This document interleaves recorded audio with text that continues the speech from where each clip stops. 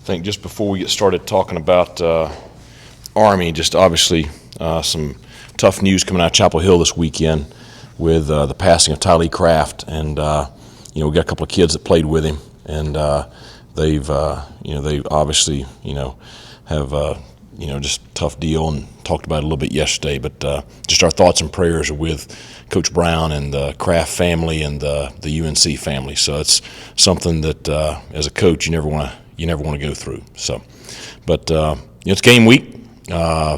Should be a good week for practice this week. Players are really excited about the matchup. Obviously, getting a chance to play a ranked opponent on the road is a challenge, but it's something that the players are, they're excited to get back out on the field and play. And just having the opportunity with the bye to, be able to sit and just actually watch a game. Watched UAB and Army, the 12 o'clock kickoff on Saturday, and obviously, not just looking at that game, but looking at all their games. Very solid football team, top to bottom, all three phases. Offensively, everything revolves around the veteran quarterback. He does a great job, but he has a lot of, really strong players around him. But they've, they're 6-0, and they're 6-0 for a reason. They've played really good football so far this year, so it's a great opportunity for our program going into Sunday's matchup. Questions? Raise your hand. Thank you. Coach, just looking at their offense, they do some shotgun stuff along with the regular under center. Just how much has their offense, the triple option, evolved since obviously you ran years ago? They're not as much veer option as what, say, Navy used to be or what we were back in the day. They do run some midline triple. That's really the only true triple option we've seen out of them.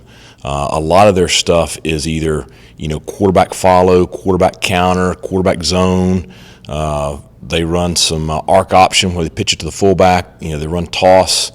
They do a lot of other stuff, but the big thing revolves around the quarterback and the fullback. I think that 6, Udah, I think that's the way you pronounce his name, really good running back. And they, do a lot of stuff with him just on dive cut back, things like that. Noah Short is one of their slot backs that's trying to get him the ball, either pitching it to him, handing it to him, or throwing it to him.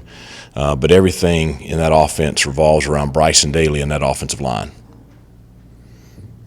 Coach, how fine is the line between trying to stop the run and getting everybody in the box and then the play action pass, because that's another big weapon? Yeah, I think statistically, I was looking at his stuff this morning, and they've only thrown it like 30 times on the year.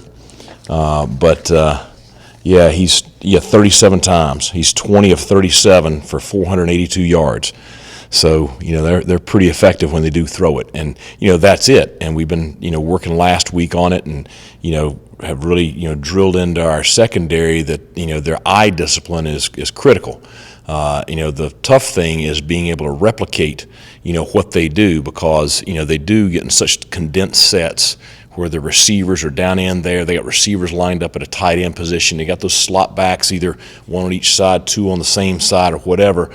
And they're such a run-heavy team. And then all of a sudden you play action, and if you don't have very disciplined eyes, you look up and just like Saturday, they crossed the 50 against UAB and run a little play action, post wheel to the boundary right there, and there's nobody within 30 yards of the post route. And it's a very common theme that we've seen throughout the first 6 games on film. So, that is the challenge is, our secondary is going to have to support, and they've got to support, with some tenacity, because you have a 225-pound quarterback that you're trying to tackle. But they've got to have great eyes so that when those guys release, on those play action passes, that they don't just cut somebody loose. Coach, what was the biggest realization or takeaway that you had during the bye week with you and your team about yourselves that will help you into this week?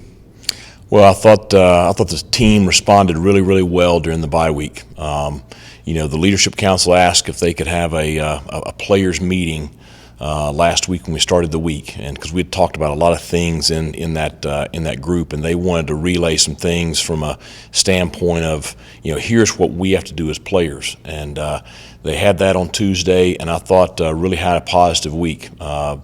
Very, very physical practice on Wednesday, very physical practice on Thursday. Thought we had great enthusiasm, had a sharp practice on Friday, and so for a bye week, I thought that a lot of maybe just recentering, a little bit of a reset, and just kind of getting back to what we want to be.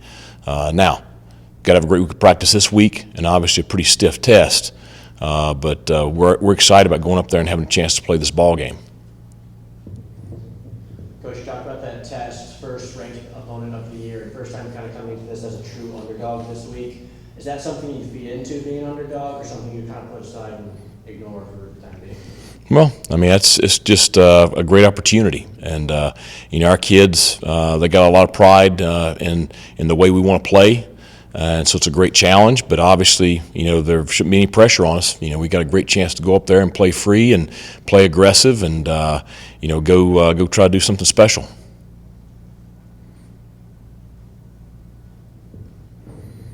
A lot of similarities in their defense and your defense. Do you think your offense has a little bit of advantage, seeing the similar defense they saw all summer long? I think seen 2 or 3 teams that run that this year as well. Yeah, they're not quite as diverse as we are. They play more coverage than pressure as much. But there are some similarities from a standpoint of 3 down, 4 down. They run a lot of nickel fire. They're some quarter half and 3 weak, and a little bit of quarters in the secondary. They do a really good job of keeping everything in front of them. Trying not to give up the big play.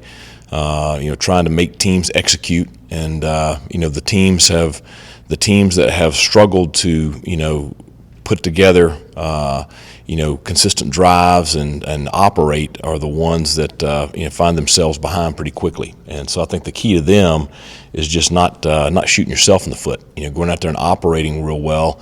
Not having sloppiness, not having penalties that set you behind the chains, because you don't want to end up in 3rd and long against them. That's when they have the advantage.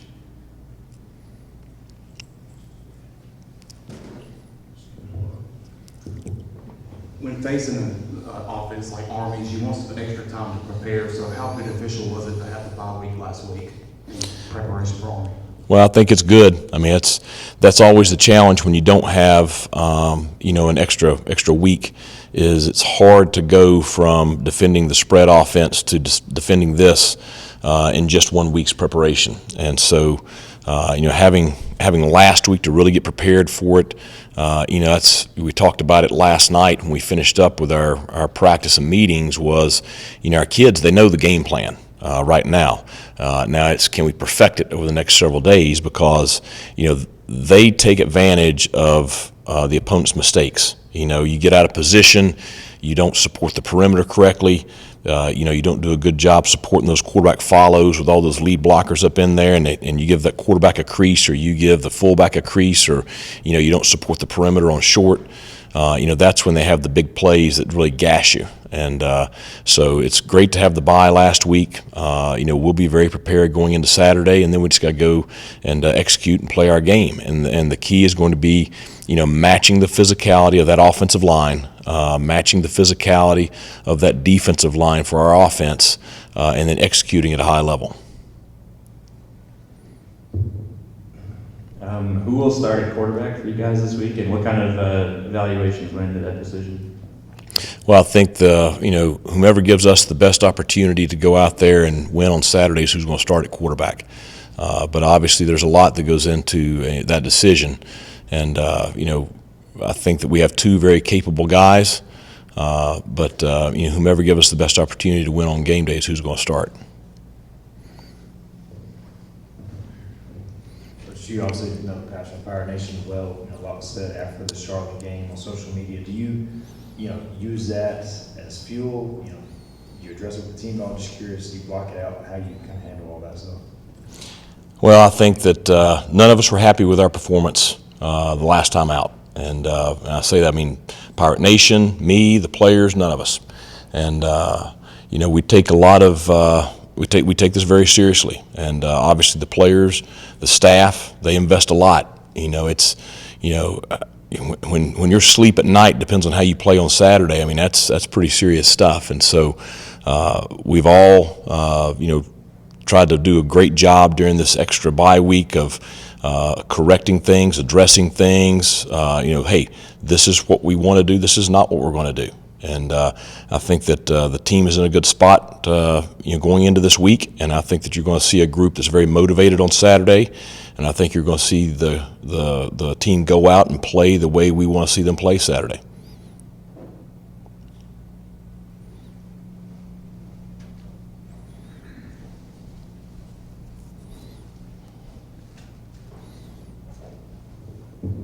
You mentioned earlier about, just the players leading here. I mean, how encouraging is that to come from them, and also just knowing you still have, half the season to play? I think that's both of those questions are, things that I'm very blessed. We have worked very hard to put together the character of young men that we have in this program, and they don't disappoint me with that aspect. We may not have played as well as we wanted to the last time out, but them on a daily basis, they don't disappoint me in who they are. And so I'm not shocked to see that kind of positive leadership from our older players. At the same time, I'm very appreciative of it. And the thing that they know is we're sitting here mid-season, 3-3, 1-1 in the conference.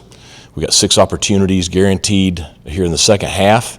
Half those on the road, half of them at home. And just like with the first half of the conference schedule, we got to take it, 1 week at a time. And the goal this week is to go 1-0, and that's got to be our focus each week.